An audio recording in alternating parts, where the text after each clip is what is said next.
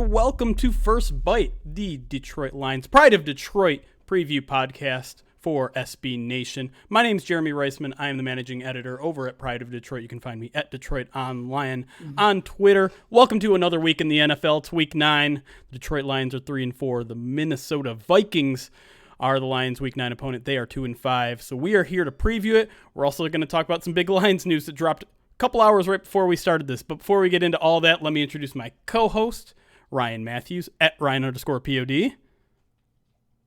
What's up? How are we feeling, people? Stop doom scrolling.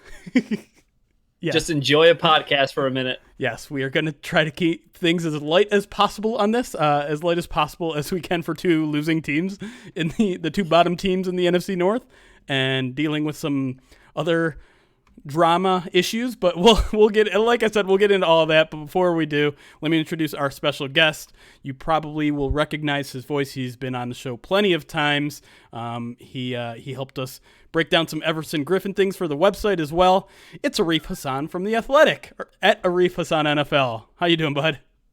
Yeah, I'm doing all right. I don't know if I'd want to lead with the Everson Griffin thing. People do not seem to take that well. Well, sometimes people need to hear the truth, though, Thanks again for joining us. What do you mean our shiny new toy is just kind of average? Yeah, I'm surprised he was even available. or playing, as you said, like he's on one leg, I think was the term that you used. You're really endearing yourself to the audience right now, too. We need to do some favors to Arif. I mean, you led with that. I mean, we can talk about my Matt Stafford MVP takes from last year. That probably would help. That's true. Maybe we'll just bring that up. But you know what? It's a good thing you brought up Matthew Stafford, because we're going to lead with him a little bit here. Obviously, if you're watching us live, just a couple hours ago, the Detroit Lions announced that he's being placed on the COVID-19 reserve list.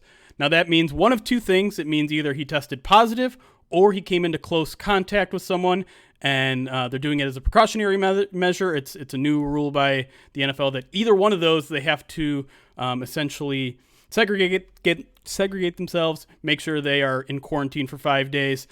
We've learned since that it's in the latter category. He did not test positive, according to both Adam Schefter and his wife, Kelly, who went on Instagram and cleared up the situation. They were in close contact with someone. Now, the key here is the timeline. According to Schefter, that close contact happened earlier in the week. Monday, I believe, is what he said. So, if you count the days, Tuesday, Wednesday, Thursday, Friday, Saturday, those are your 5 days. He could theoretically come back and play on Sunday. Obviously won't travel with the team because the team travels on Saturday to Minnesota. So we're kind of in a holding pattern here. We don't know exactly what's going to happen with Stafford's availability. We know he's not going to practice with the team all week. We know he's not going to be there for walkthroughs on Saturday. Arif, I kind of want your insight here, because Cameron Dantzler, I think, went through something very, very similar. Was it last week? Yeah, actually, yeah. So the Vikings, we'll talk about this a little bit more, are tremendously thin at corner, and it seemed like they just kind of added another name to the list when Cameron Dantzler went onto the COVID reserve list on Wednesday, actually. So, yeah, it's the exact same timeline, where I think his contact was on Monday. He goes on the list on Wednesday, and then was activated actually on Saturday. And so he was able to play Sunday. Obviously, he had to test negative, I think twice. And that had happened. Kelly Stafford seemed to indicate that everybody, including Matthew, has tested negative at least once. So I imagine another negative test, especially right before the game, would allow him to be active. So, clearly there are some disadvantages not being able to game plan with the rest of the team and so forth. But it doesn't look like the Lions necessarily have to make a tough choice between Chase Daniel and David Blau. I was going to say, that's the ultimate disadvantage, Arif. If the Lions have to line up with Chase Daniel under center, that is the ultimate disadvantage. He eviscerated the Vikings last year. Okay, well, you know what? Maybe he's got their number, and if there's a year that he can maybe repeat a performance, this seems like maybe the year to catch him. Certainly it's possible. But really quick, obviously with Stafford, the big challenge here is like incubation periods, that sort of thing. A positive test probably isn't going to show up necessarily on a Wednesday if the contact was on Monday. I'm not a doctor or anything, but typically I think the incubation period is a couple 3 or 4 to 5 days, something like that. So it's kind of a holding pattern until then. But as of now, it does appear he could potentially be available for Sunday's game. We're just kind of have to sit and wait. With that out of the way, let's talk Vikings. Let's get into the Vikings season because I feel like that's going to put a smile on my face at least a little bit. I put out an article today, Arif, saying that I think the Vikings are significantly better than their 2-5 record. Do you agree? I guess.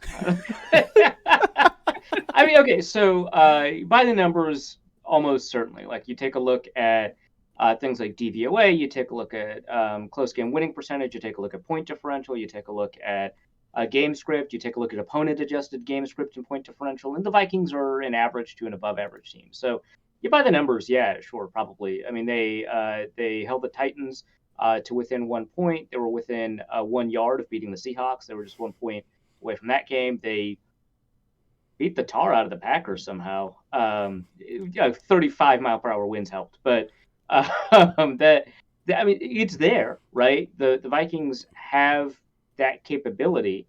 And my argument has always been that, if the Vikings are better than the record, it's because, Kirk Cousins was playing uncharacteristically poorly first couple of games of the season.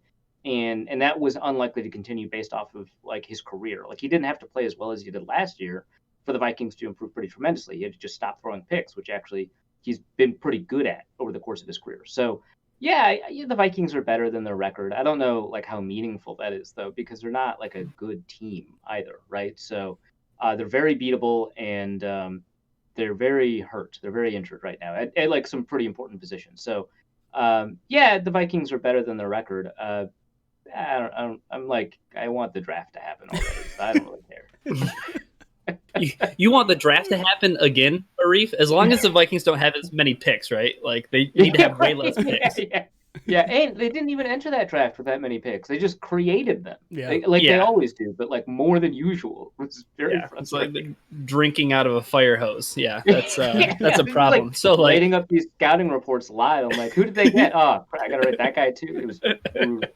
And then they had an undrafted free agent class, and I was just like, yeah, I'm not dealing with this. It's like too many players, guys. Too many players. But, maybe they need some of those guys this week because they are pretty thin. We'll come back around to that in a minute. But, Arif, you mentioned, the Vikings kind of shocked everybody last week when they, like you said, beat the tar out of the Packers.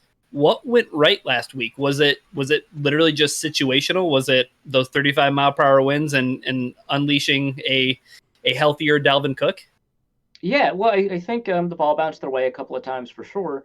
And then also it helped having 35 mile per hour winds, forcing both teams away from the passing game until the Packers, after about the third drive, were forced to catch up and were forced to throw the ball. And Rodgers just couldn't throw the ball as well just because of those winds. And so I don't know if any of you have seen some of the passing charts that have gone around from that game from Kirk Cousins, but he didn't throw a pass beyond 10 yards. 15 dropbacks, 14 attempts, 1 sack, and every pass was below 10 yards, many of them behind the line of scrimmage. So they're really like screens or basically just wide runs. And so that was part of it. Also part of it is the fact that the Packers just haven't figured out how to defend the run since like 2013.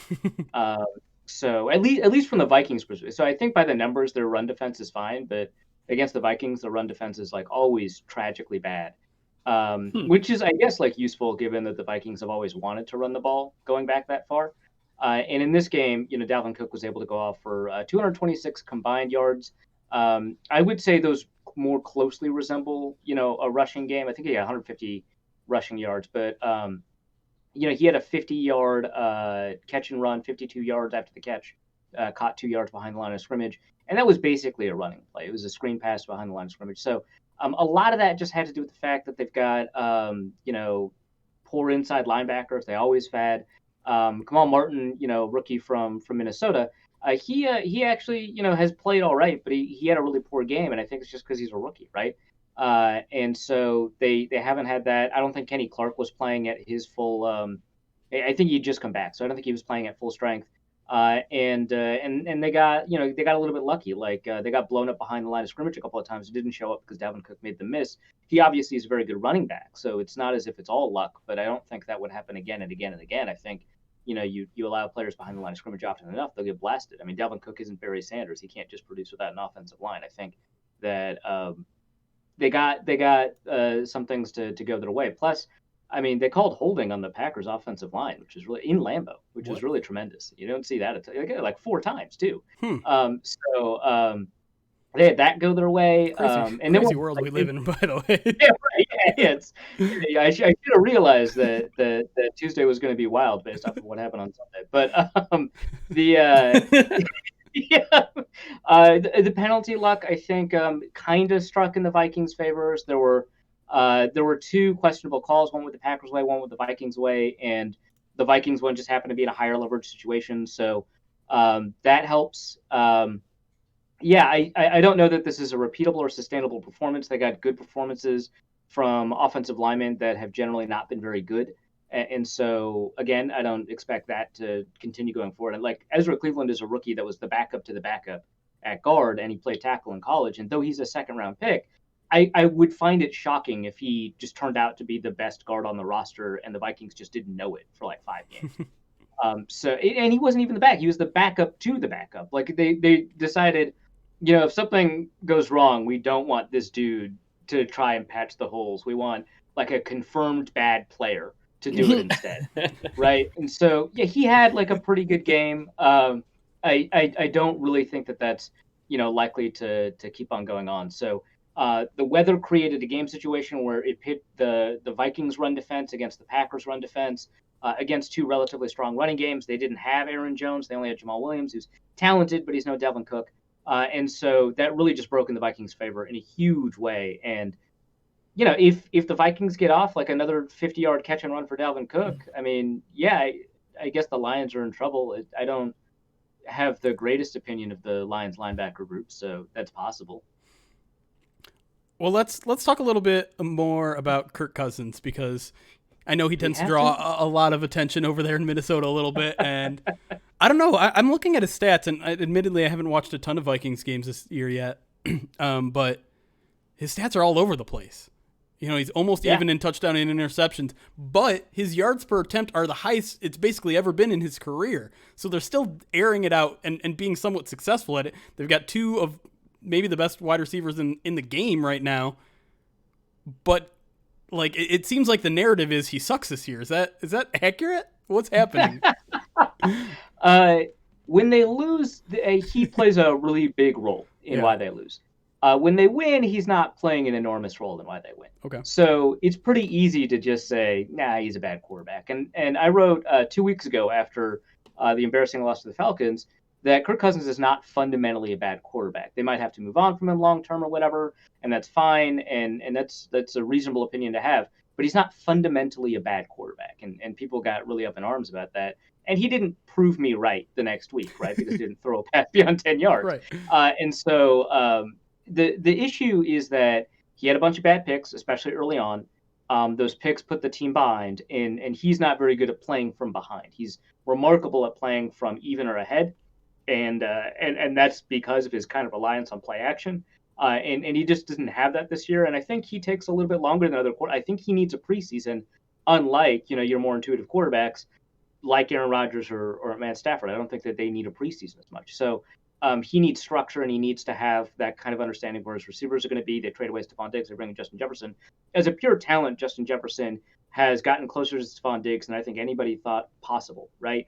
But I think that just in terms of having that relationship with Cousins, being able to manufacture those drives in the second and third quarter when it's not garbage time, that wasn't really there for the first couple of weeks. And so you end up with situations where, he doesn't know if he can trust that his receiver is going to be where he needs to be. And he kind of forces a ball here or there. Against the Falcons, he just didn't see linebackers underneath. It was like the Jameis Winston symptom, right? Like he just didn't know that there were linebackers there, which is not a typical problem for him to have, but it was just completely his fault, those picks.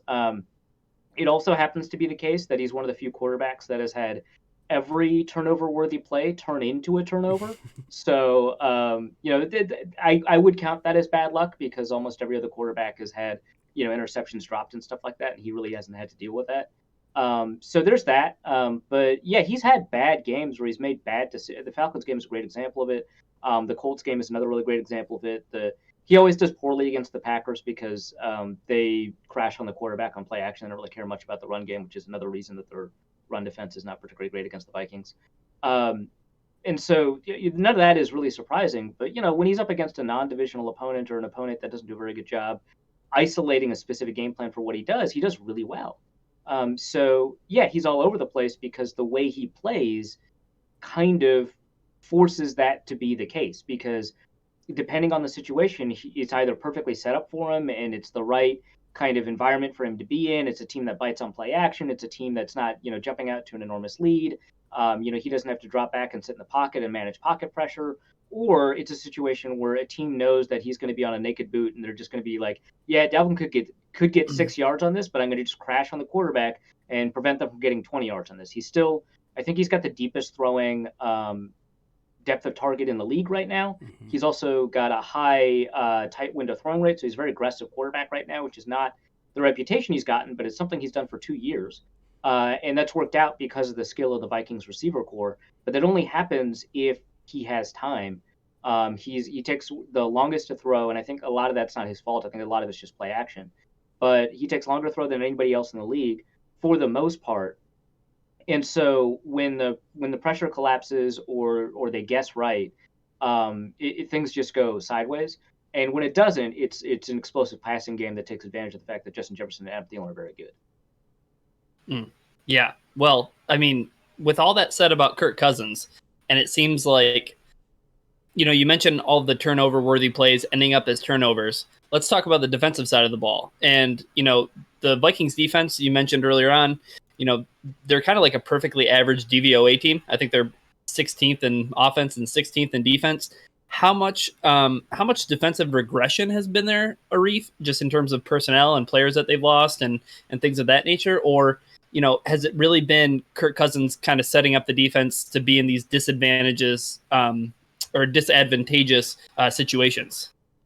It's a little of both, but I think it's more the former than the latter. Like, yeah, they haven't been in great situations, especially turnovers have occurred near the red zone and stuff like that. So that's not great for their numbers, but they just haven't been playing very well.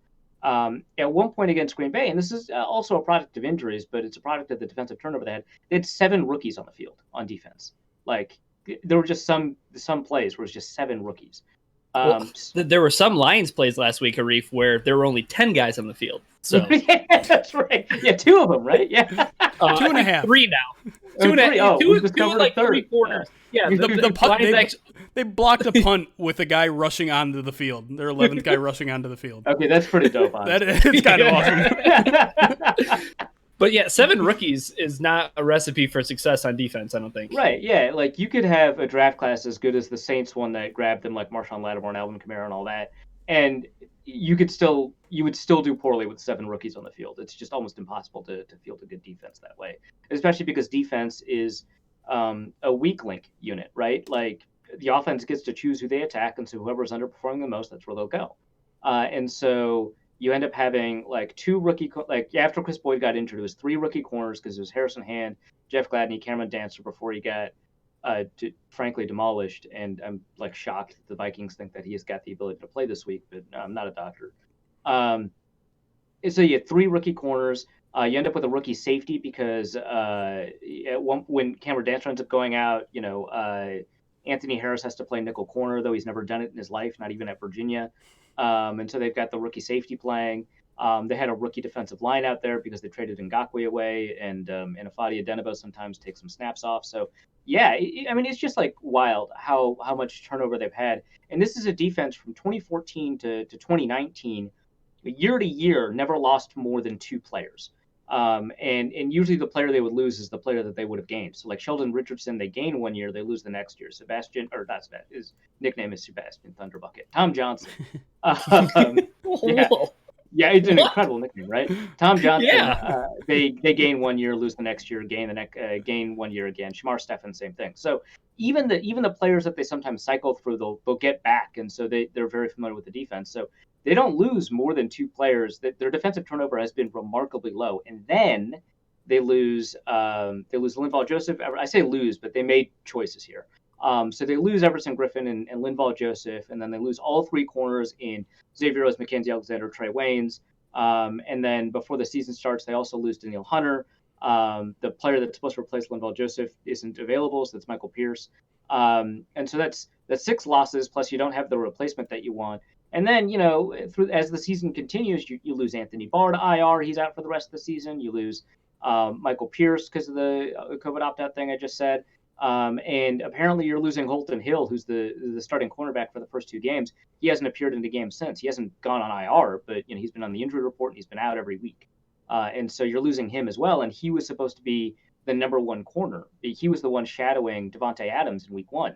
That didn't go remarkably well or anything, but the Vikings thought he was the best corner for a while until Cameron Dancer proved that he could be that guy. So, even the players that they retained, they ended up losing for significant chunks of time. So that's 6 players that they turned over as the season started.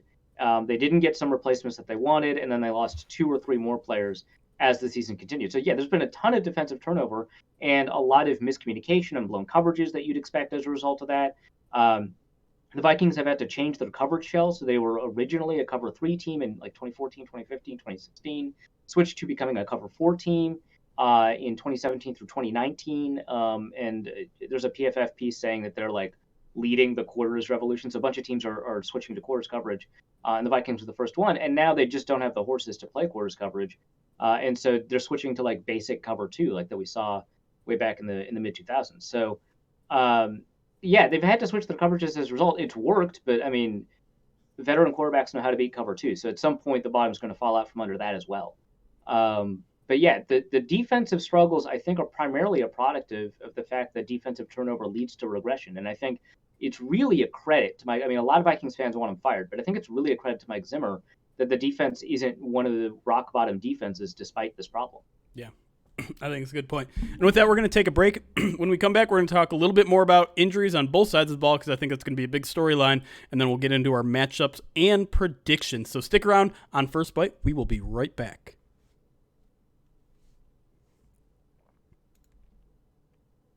All right, chat. Whether Stafford or Daniel plays this weekend, I'll give 30 subs if either can throw for over 300 yards against the Vikings. Ooh. Do you think that's possible, Arif?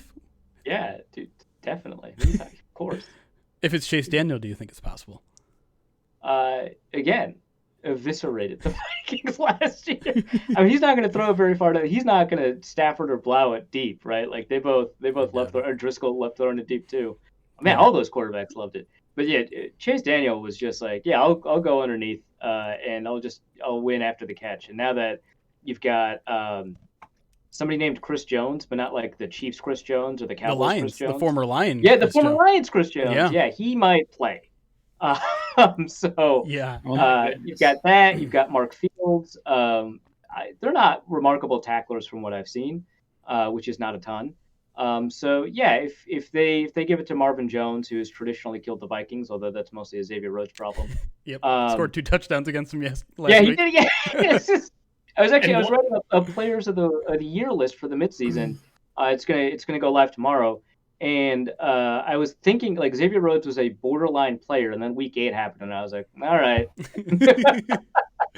we knocked him off. Yeah, one of the touchdowns was actually against Rhodes was in coverage of Jones too. It was great. Yeah, it's perfect. It's perfect. Yeah, but yeah, I wouldn't be shocked if Marvin Jones had a big day, juked out a bunch of people at age 35 or whatever he is in that Vikings secondary. So yeah, it's certainly possible. He doesn't have to throw for like 250 yards in the air. You could just throw a bunch of underneath stuff. Yeah, things will happen because it's Troy Dye now. Anthony Barr's out, so right. You got the rookie Oregon linebacker. M. Billman says, shock the Lions didn't buy more. Is that a vote of confidence in their squad now that they can get it done? I think so. They got Everson. Did get Everson. I don't know if you can really buy after Trey Flowers goes on IR and Kenny Galladay has this week-to-week hip injury now. Like I don't know. Like I think of the players that seem to have been quote unquote available, like Stephon Gilmore would have been the name that would have been most intriguing, but you just went through the Slade drama all offseason. I mean, do you want to get another guy who's going to be on the wrong side of 30? And that's no shot at Gilmore. I think that maybe he could eventually make a transition to playing safety at some point in his career. But do you want to, spend big money to re-up? Because, $7 million in base salary next year? Like, Stephon Gilmore needs a pay hike for sure. Yeah. You gonna take Tracy Walker off the field? You monsters! He has not been good. Tracy Walker has not endeared to anybody. Yeah. He caused 2 backflips last week. Those what those are? There's some gymnastic technical term, right? Yeah, like a hand. Oh yeah, I think Simone Biles like named it. It was like, "This is what this is." Yeah. Weird. Great. I didn't look into that, huh? Yeah. I honestly, I still have not turned on the tape of that game. I kind of got distracted by some other stuff, but also not too eager. I don't know. New movie come out or something? Yeah. Borat. I was just watching Borat. On loop.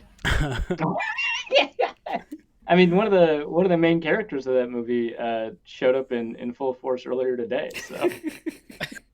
It's true. Anyways, Cleveson says, Ryan, your whiskey needs a refill. No, this is just water. Water on the rocks.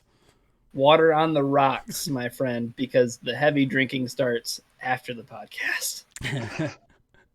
All right. Yeah, I drank more than I've ever drank like last night. I don't even have a hangover. It's incredible.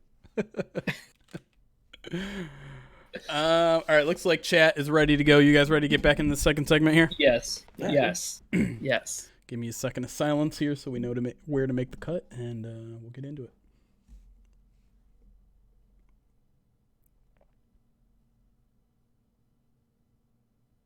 And we are back on First Bite, previewing Lions versus Vikings, Week 9. Huge NFC North matchup between 3rd and 4th place. Let's talk injuries. Both teams are sporting a pretty long injury list. We've already referenced the Vikings one really quick, but I'm just going to throw a very simple question to you, Arif. Who the hell is playing cornerback this week for the Vikings? I would love to find out. Yeah, I guess Cameron Dantzler's on the concussion protocol and is not listed with an additional injury beyond that. Which is insane. Which, I would have expected based off of what we saw. So he could get out of concussion protocol. We just saw with Andy Dalton that's not like a guarantee that you do it in the same week. So we'll see about that. Mark Fields is like their 5th cornerback. He's out. Holton Hill is their 2nd cornerback. He's out. Harrison Hand is their 4th cornerback, I think. It's hard to keep track now. He's limited, so he'll probably be okay. And then the real question is, why isn't Chris Boyd on this injury report? Because he just went down. It looked like a non-contact during the game. But I guess it was just cramps or something like that, so he should be good to go. So I'm guessing it's Jeff Gladney, Chris Boyd, and if they're lucky, Cameron Dantzler. And that is not terrible, I guess. So that's like the optimistic side. But if Dantzler isn't ready to go, or Chris Boyd like re-aggravates, I don't know. Then you're down to playing like Chris Jones, and I don't know if there's another corner, so you might be down to 2. But it's Jeff Gladney, Harrison Hand if he's good to go, and then I don't know, Chris Jones. He gets to have a revenge game. A lot of revenge games. Go ahead. I was gonna say, it seems like there was an opportunity for the Lions to potentially exploit the Vikings secondary, but I mean, so, yeah. But well, yeah, it depends on who's throwing necessarily. Yeah, but that's true too. And I'm sure you're aware, Arif, but I mean, the Lions are really hurting too. Decker's on the injury report. Yeah. Galladay, Flowers, Vaitai, Tracy Walker. With all of those names being traded for Riley Reef. He's got some familiarity, right? No, go away. We're done doing any types of rotations here on the offensive line. Fingers crossed. But with that being said, and we mentioned Yannick Ngakoue getting traded away because the Vikings season kind of went sideways. Like, depending on like who the Lions can throw out there on their offensive line, like, is there an opportunity for the Vikings to exploit that match up? You talk about defenses being weak links, but flip it to the other side of the ball. Can the Vikings do anything to the Lions offensive line that's particularly frightening? It's bleak. So their defensive ends are probably DJ Wanham, 4th-round pick rookie. He actually had a pretty good game last week. But I think that was more just Rick Wagner being bad, something that I think you're fairly familiar with. there's a lot Heard of of that guy. division incest going on. There is. But Rick Wagner just played really poorly, right? Like, it was just like his hands were never up in time. He just wasn't getting out of a stance. And so DJ Wanham got like 5 pressures, which, like, power to him, I guess. But yeah, I'm still unconvinced that he is demonstrating that he can be a quality backup or even starter. And it looks like he might be a starter in this game. Ifeadi Odenigbo is a really high quality backup, low end starter guy. So if the tackle situation really is that bad, and as you mentioned, without Vaitai and Decker, it really could be, then there's an opportunity there, because I think Odenigbo is better than most backup ends, and most backup ends can take advantage of backup tackles really easily. So that's just the way the talent works in the NFL. So that's an opportunity. They've moved Hoki Mata because of all their thinness at defensive end. They moved him from defensive tackle to defensive end, and he actually did fairly well there last week. So that's an opportunity as well. We'll see. But up the middle, I don't see anybody taking advantage of any interior offensive line play problems that the Lions might have. And Frank Ragnow is actually having a really good year. So there's limited opportunities in that respect anyway. But Shamar Stephen and Jaleel Johnson are not that great. And their defensive tackle rotation behind them hasn't done enough to prove that they deserve more time.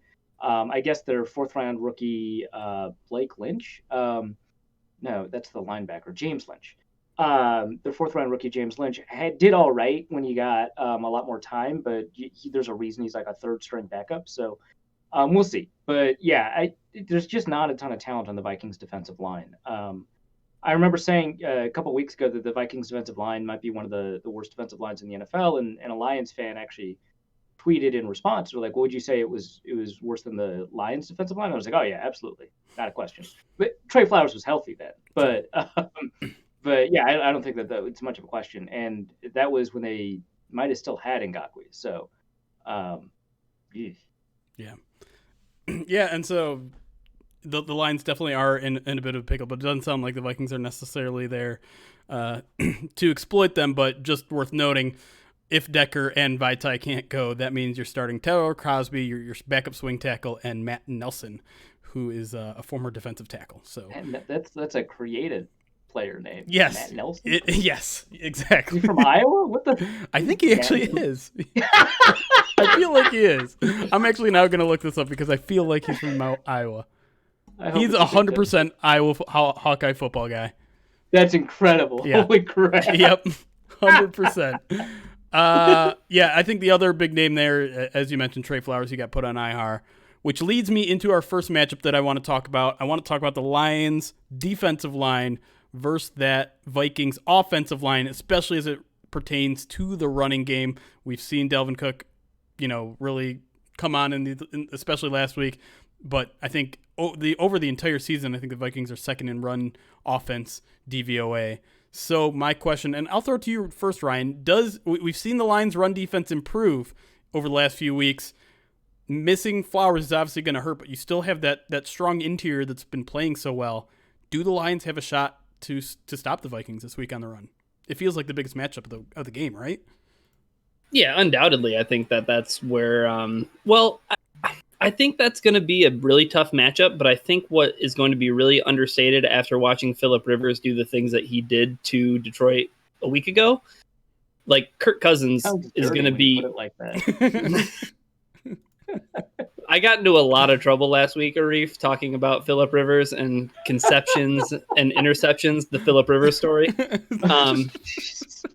But with all that being said, I think Dalvin Cook provides a huge, huge problem for Detroit because of Trey Flowers being out. I think it's really understated how good of a run defender and tackler Trey Flowers has been so far this year, Jeremy. Mm-hmm.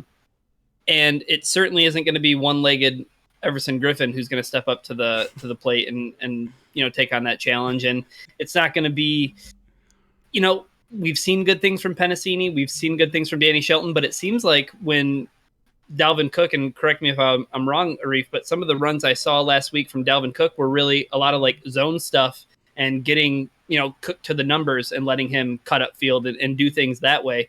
And I think that provides huge problems for the Detroit Lions, defense, because that's not running into their strength. That's running away from the strength of their defense. Yeah, I mean, you just take a look at how Danny Shelton was used by the Patriots. They didn't even activate him for 2 of their playoff games, and then they activated him against the Rams because though the Rams are an outside zone running team, they didn't have Todd Gurley, they had C.J. Anderson, so they could only run inside zone. And Shelton was remarkable at that.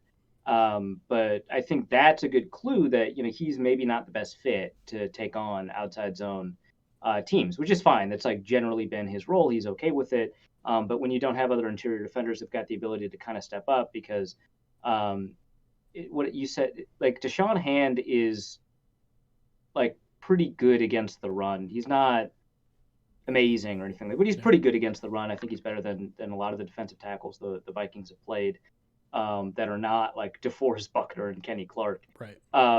And so there's some opportunities there, given how weak the Vikings' interior offensive line certainly seems to be. But yeah, I think that you're right that the Vikings' kind of tendencies to run to the numbers, run to the outside, and only take cutbacks when they're there.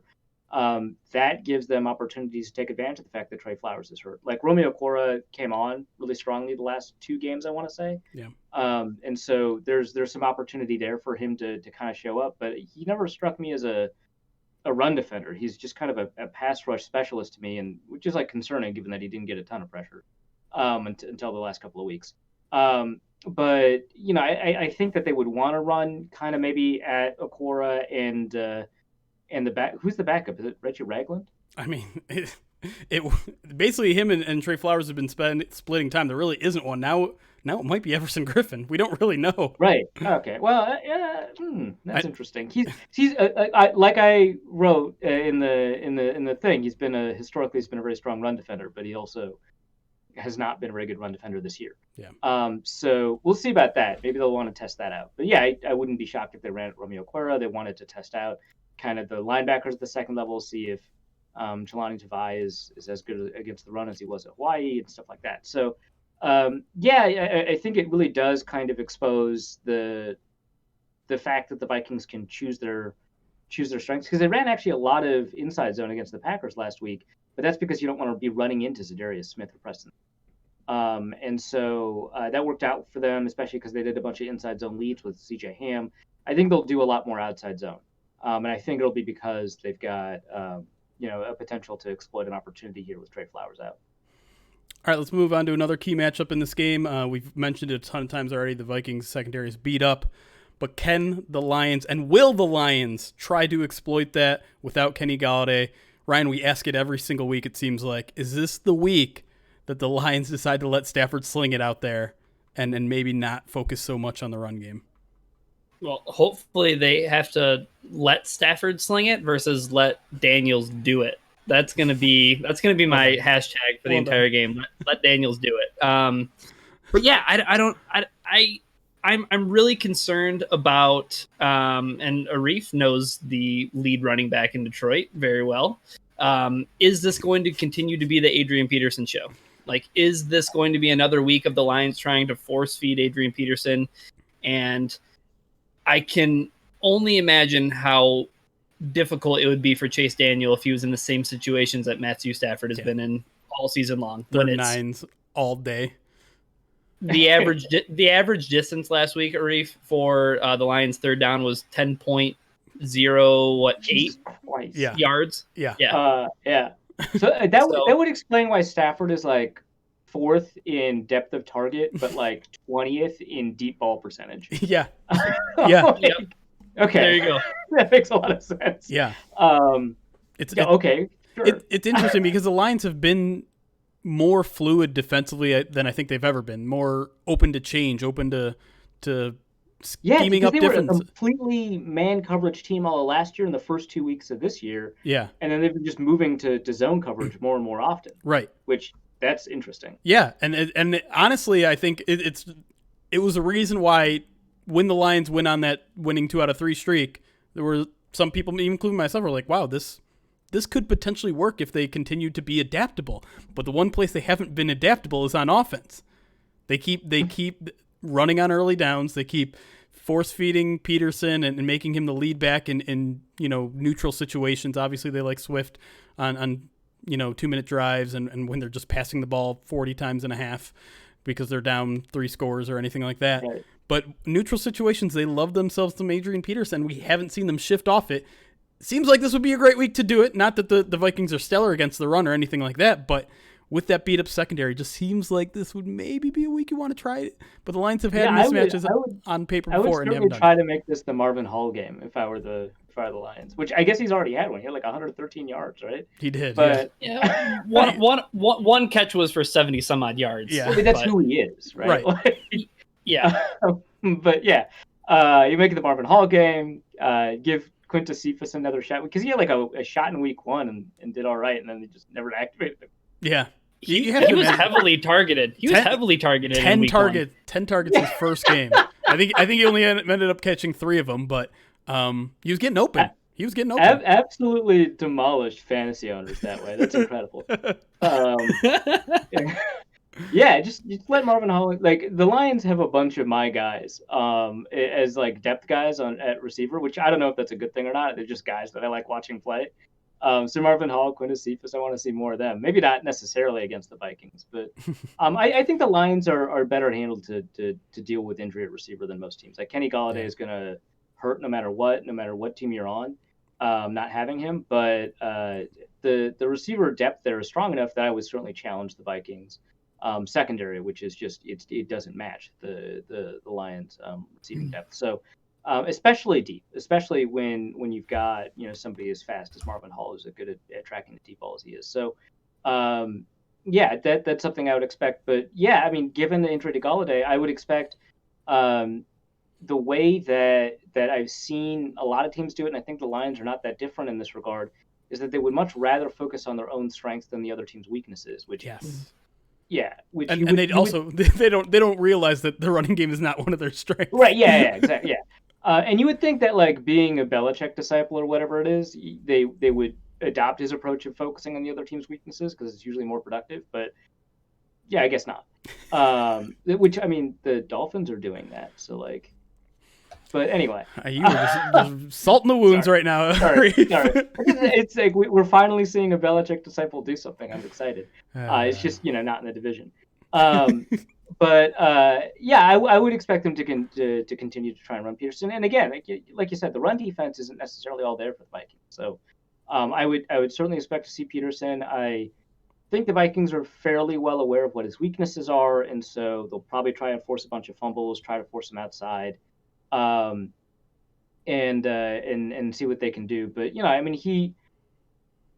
he's not like a great running back anymore, but he has like great moments still that are just like kind of astounding. And so we'll probably see 1 or 2 of those, and it's going to be kind of frustrating as a Vikings fan to see it. But for the most part, I don't think it's going to be a very effective strategy. I think Stafford is too skilled of a quarterback for them to kind of keep him on the sidelines and have him try and come back to win in a force situation instead of managing a game where he's got like kind of like Kirk Cousins, where you can kind of pick and choose when you're even or ahead, whether or not you can choose to run or pass at the line of scrimmage. So I would suggest to the Lions, were I an advisor to them, to throw the ball and let Marvin Hall run all over Harrison Hand or whoever it is,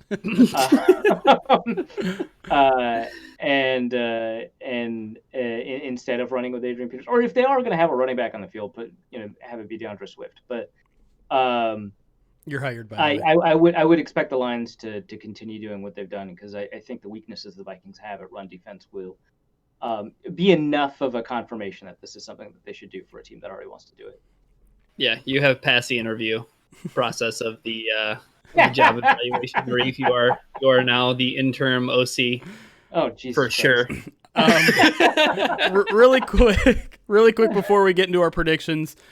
Short answer here. How screwed are the Lions' young cornerbacks against the number 2 rated PFF wide receiver in Justin Jefferson, number 5, I think, for Adam Thielen? Yeah. Adam Thielen. So I'll say this about Jefferson. So I don't want to undercut how impressive his season has been so far, but you have to realize, so he's averaging like 100 yards, some crazy yards a game, right? Like 98, 100, something like that. outside of garbage time, it's only 60 yards a game, which is very impressive for a rookie. Yep. It's remarkable for a rookie. But especially for wide receiver 5, right? I mean, yeah, I guess it's 5. Yeah, I always thought of him as 4 because I always forget that Rager was drafted right above him. But which, he looked all right. But I thought Jefferson was the obvious pick there. But yeah, I mean, yeah, he's playing really well. But I want to emphasize that the numbers do him a lot of favors because of the situations the Vikings have been in, like torching Kendall Sheffield for 70 yards in the fourth quarter of a lost game against the Falcons. That's great for his numbers, and bad receivers don't really get to do that. So he's confirming that he's good, but it's also not an indication that the numbers are dispositive on the kind of receiver that he is. So I'll say that. But at the moment, based off of what I've seen from Jeffrey Okudah and Justin Jefferson, who would I take? Probably Justin Jefferson more often than not. Yeah, fair enough. So I'll say that. What's interesting is that the Packers had Jair Alexander largely follow Jefferson. Now, part of that's because the Vikings hit Adam Thielen in the slot, and Alexander doesn't go into the slot that often, so the Vikings kind of chose that matchup.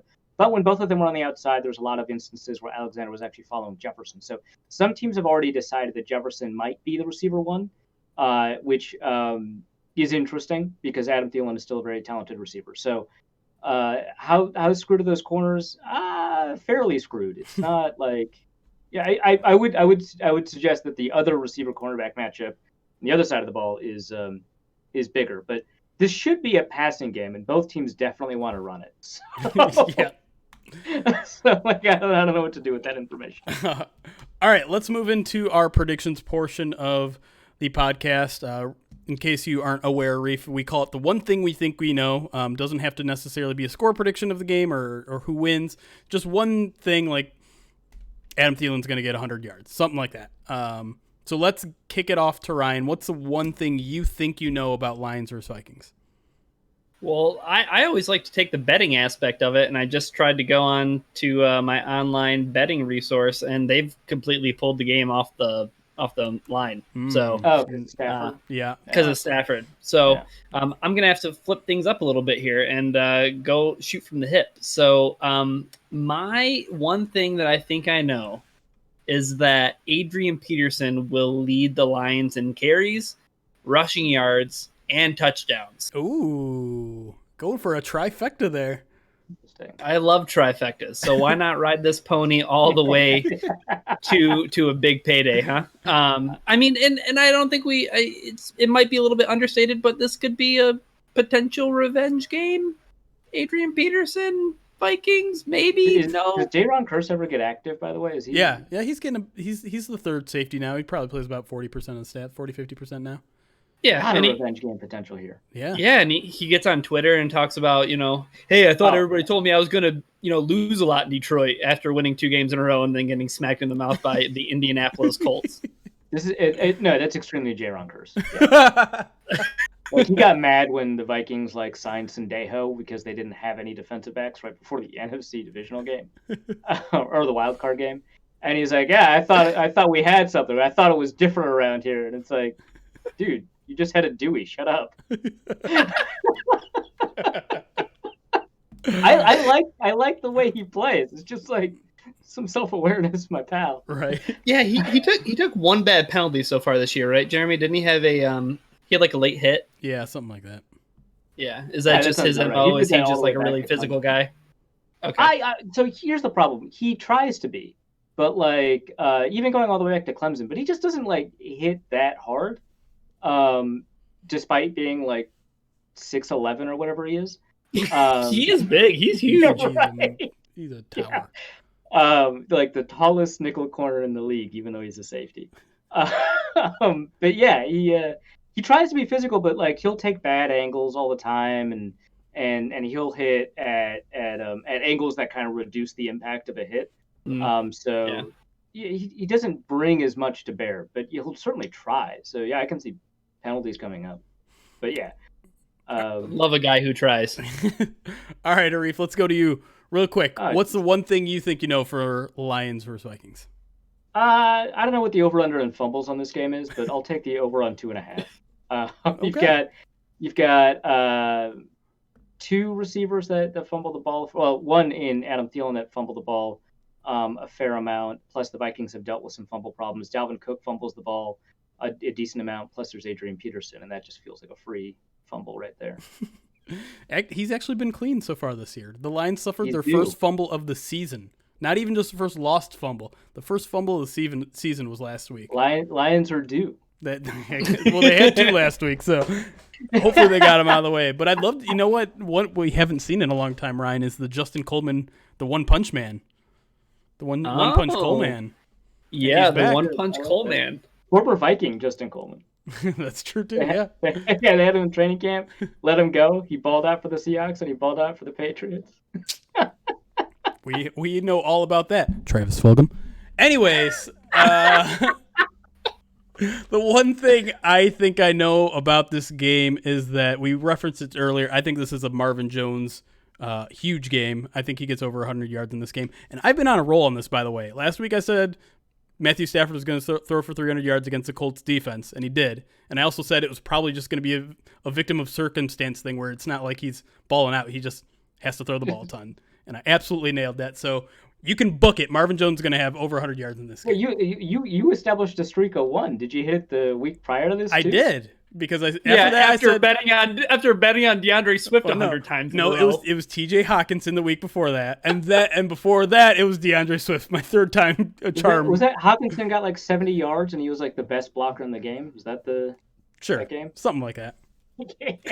Anyways, Arif, it's just a win for him. Yes, I'm gonna take whatever win I can get.